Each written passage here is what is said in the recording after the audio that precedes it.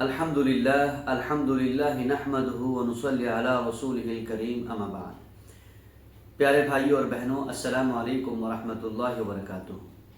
آج اسلامی تاریخ کی ایک ایسی عظیم کہانی میں آپ کو سنانے جا رہا ہوں جو ایمان کو تازہ کر دیتی ہے، دلوں کو جھنجھوڑ دیتی ہے، اور یہ بتاتی ہے کہ جب ایک مسلمان اللہ سے ڈرتا ہے تو کیسے دنیا ان کے قدموں میں آ کے گرتی ہے۔ جی، یہ کہانی ہے ایک ایسے خلیفہ کی، ایک ایسے بادشاہ کی جس نے اقتدار کو نہیں بلکہ امانت کو اہم سمجھا۔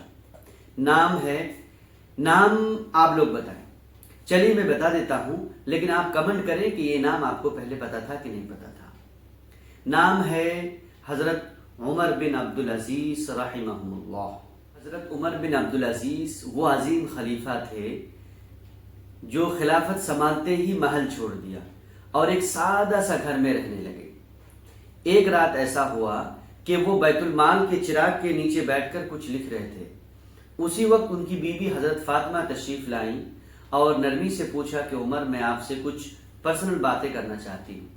یہ سنتے ہی حضرت عمر بن عبدالعزیز نے لائٹ آف کر دی، چراغ کو بجھا دیا اور پورا کمرہ جو ہے اندھیرے سے بھر گیا۔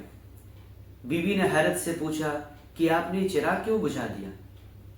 حضرت عمر بن عبدالعزیز نے بڑے ہی سنجیدگی کے ساتھ یہ جواب دیا کہ یہ چراغ بیت المال کا ہے، یعنی عوام کے پیسوں سے خریدا ہوا ہے، اور جب بات ذاتی ہو، پرسنل باتیں ہوں، تو امت کے پیسے سے، امت کے مال سے فائدہ اٹھانا درست بات نہیں ہے، صحیح بات نہیں ہے۔ سوچئے، وہ بادشاہ، وہ خلیفہ جن کے پاس پوری سلطنت تھی، لیکن دل میں وہ اللہ کا ڈر، وہ خوف خدا کہ ایک بوند تیل کو بھی امت کی امانت سمجھا۔ پیارے بھائیوں اور بہنوں، یہی ہے ایمان و امانت کی وہ معیار جس نے امت مسلمہ کو دنیا کی قیادت دی اور ایک عظیم امت بنا دیا۔ اگر ہم بھی اپنے دل میں ذرا سا یہ احساس پیدا کریں کہ اللہ ہمیں دیکھ رہا ہے، تو ہمارے فیصلے، ہمارا کردار اور ہماری زندگی گزارنے کا طریقہ ہی بدل جائے گا۔ اللہ ہمیں بھی حضرت عمر بن عبدالعزیز جیسا ایمان، عدل اور خوف خدا عطا فرمائیں۔